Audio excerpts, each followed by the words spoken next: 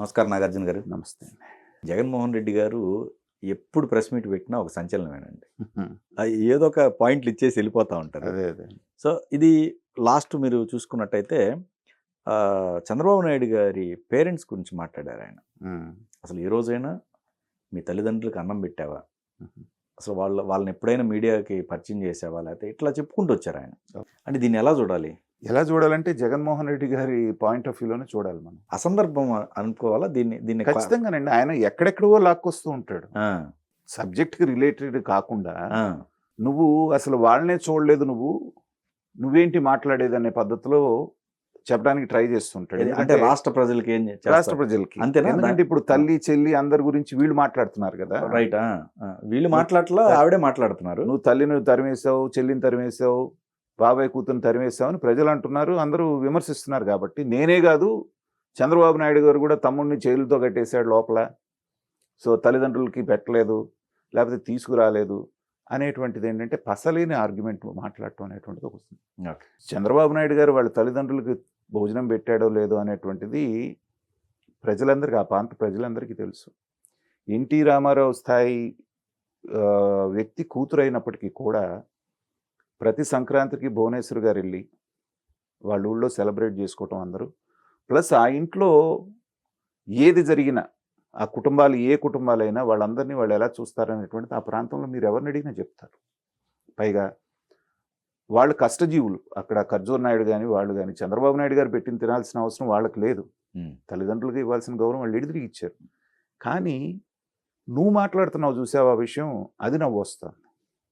ఎందుకంటే ఎంపీ సీటుకి అడ్డంగా ఉన్నాడు, నువ్వు రాజీనామా చేయంటే చేయనన్నాడని బాబాయిని కొట్టింది నువ్వే.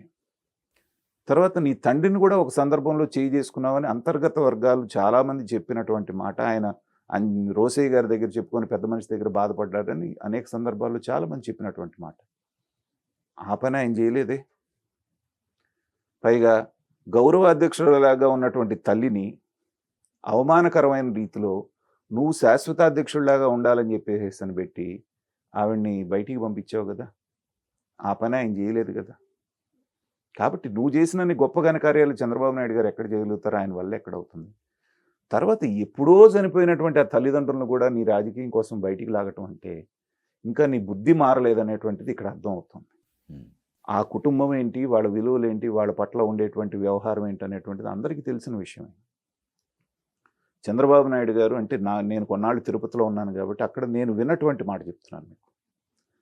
చెల్లెళ్ళు, బంధువులు, దగ్గర వాళ్ళు ఎవరైతే ఉన్నారో వాళ్ళందరినీ కూడా ఫైనాన్షియల్గా సెటిల్ చేసి వాళ్ళకి కావాల్సిన పొలాలు మిగతావి ఈయన కొంచెం స్థితిపరుడు అయిన తర్వాత మీరు దీంతో మీ జీవనం సాగించండి, ఇదిగో మా అన్న కాబట్టి అని చెప్పో లేకపోతే మా ఇదిగా అని చెప్పేసిన పైరవీల కోసం నా దగ్గరికి రావద్దు.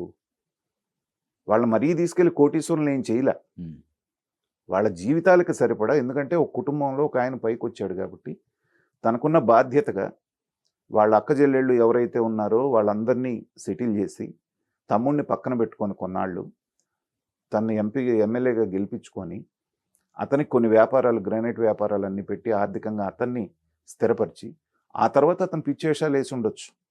అన్న మీద ఏదో పొరపొచ్చాలు వచ్చింది, ప్రతి కుటుంబంలో ఉన్నాయి. కానీ ఎక్కడ ఆయన ఎవరికి అన్యాయం చేయలేదే. చాలామంది ఏమడుగుతున్నారు, నీ ఆస్తులు వాళ్ళకి పంచిచ్చావా, జగన్మోహన్ రెడ్డి గారు ఎందుకు పంచి ఇవ్వాలి అని మొన్న కూడా గొడవ, షర్మిల గారి గొడవ వచ్చినప్పుడు. కానీ ఇవాళ మీ చెల్లి బయటకు వచ్చి అన్యాయం చేశాడు, నాకు ఆస్తి పంచలేదని ఆవిడ గోల్ చేస్తుంది కాబట్టి మాట్లాడుతున్నాం, లేకపోతే మనకేం పని? చంద్రబాబు నాయుడు గారి చెల్లెళ్ళు కానీ లేకపోతే తమ్ముడు కానీ ఎప్పుడైనా బయటకు వచ్చి మా అన్న నాకు ఆస్తి పంచలేదని వాళ్ళలో ఎవరన్నా అన్నారా? ఒక రామ్మూర్తి నాయుడు గారు తెలుసు, కానీ మిగతా వాళ్ళ చెల్లెళ్ళు ఉన్నారు, వాళ్ళు ఎవరు ఉన్నారో కూడా ఎవరికి తెలియదు. వాళ్ళ సిస్టర్ కూడా బయటకు వచ్చారండి, ఆవిడ కూడా బయట ఇచ్చారు. అదే బయట ఇవ్వాల్సిందే, చూసుకున్నారు, అదేం లేదని. అది అందరికీ తెలిసిన విషయమే. అలాంటి విషయాన్ని దాన్ని దీని ఎలా కంపేర్ చేస్తారు? ఓకే. ఈ దరిద్రపు లక్షణం వాళ్ళని వీళ్ళని బయటికి లాగి తల్లిదండ్రులను మాట్లాడటం అనేటువంటిది రాజశేఖర రెడ్డి దగ్గర నుంచి వచ్చినటువంటి లక్షణం. మంచి రాకపోయినా ఇలాంటి దరిద్రపు లక్షణాలన్నీ పుచ్చుకున్నాడు జగన్మోహన్ రెడ్డి. ఆ రోజున కూడా నిండు సభలో నీ తల్లి గర్భంలో నువ్వు ఎందుకు పుట్టావు అనేది రియలైజ్ అయ్యేటట్టు చేస్తాను నిన్నని రాజశేఖర రెడ్డి చంద్రబాబు నాయుడు గారిని అన్న మాట అందరికీ గుర్తుంది. కానీ కొంత విఘ్నత కలిగినాడు కాబట్టి తర్వాత బహిరంగంగా క్షమాపణ చెప్పడం జరిగింది. నేను పొరపాటున అన్నాను ఆవేశంలో. కాబట్టి రాజశేఖర రెడ్డిని ఎవరు పట్టించుకోవాలి. ఎందుకంటే టంగు స్లిప్ అవ్వటం అనేటువంటిది సహజం మనిషి అన్న తర్వాత. కానీ వెంటనే సరిదిద్దుకోవడం అనేటువంటిది విజ్ఞుల యొక్క లక్షణం. ఆ లక్షణం రాలే. తల్లిని తండ్రిని కూడా రాజకీయంలో లాగటం అనేటువంటిది ఆ లక్షణం వచ్చింది. కానీ జరిగిన పొరపాటుకు క్షమాపణ చెప్పే లక్షణం రాజశేఖర రెడ్డి దగ్గర నుంచి ఇక్కడ రాలేదు. కాబట్టి జగన్మోహన్ రెడ్డి ఏంటంటే ఒక రకమైనటువంటి రాజకీయ అయోమయంలో కొట్టుమిట్టాడుతున్నాడు. తన భవిష్యత్తు అనేది అగమ్యగోచరంగా కనపడుతున్నప్పుడు వరదలో కొట్టుకుపోయేవాడికి ఏది కనిపించినా కానీ దాన్ని పట్టుకొని బయటపడదాం అనేటువంటి ఆత్రం ఎలా ఉంటుందో అలాంటి పరిస్థితుల్లో జగన్మోహన్ రెడ్డి గారు ఉండి ఏ విమర్శ చేసి చంద్రబాబు నాయుడిని నేను డిగ్రేడ్ చేయగలనా అనేటువంటి ఒక భావంలో ఉన్నాడే కానీ నీ తల్లి, నీ చెల్లి, నీ బాబాయ్ కూతుర్ని కనుక నువ్వు సక్రమంగా చూసుకొని ఉండుంటే ఇవాళ మరీ ఇంత దారుణమైన 11 సీట్లకి పరిమితం కావు. నా ఒపీనియన్లో కూడానండి షర్మిల కనీసం న్యూట్రల్గా ఉండి మాట్లాడకుండా ఉంటే జగన్మోహన్ రెడ్డి గారు ఇంతటి దారుణమైన కనీసం ప్రతిపక్ష హోదా వచ్చేదనేది నా భావం. అసలు మీరు నేను జగన్మోహన్ రెడ్డి గారు అన్యాయం చేశాడు వాళ్ళకి అని చెప్పడం వేరు.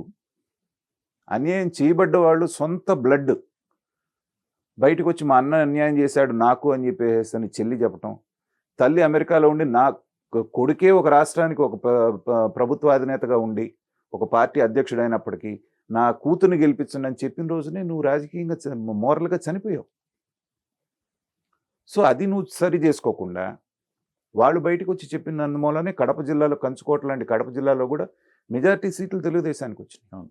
కాబట్టి ఇవన్నీ నువ్వు చూసుకోకుండా ఎప్పుడో పోయినటువంటి ప్రతి సంవత్సరం వాళ్ళు అక్కడికి వెళ్తారు, సమాధి దగ్గర నివాళులు అర్పిస్తారు, ఆ ఊళ్ళో కావాల్సిన కార్యక్రమాలన్నీ చేస్తున్నారు. వాళ్ళ మీద చేయటం అంటే ఏంటంటే ఆకాశం మీద ఉమ్మేసినట్టే. ఆకాశం మీద ఉమ్మేసి ఏం జరుగుతుందో మనందరికీ తెలుసు. కాబట్టి జగన్మోహన్ రెడ్డి గారు ఎప్పటికైనా మారతాడని ఉన్న నా నమ్మకాన్ని రోజు రోజుకి సన్నగిలేటట్టు చేస్తున్నాడు ఇలాంటి పిచ్చి పనులు, పిచ్చి మాటలు మాట్లాడి.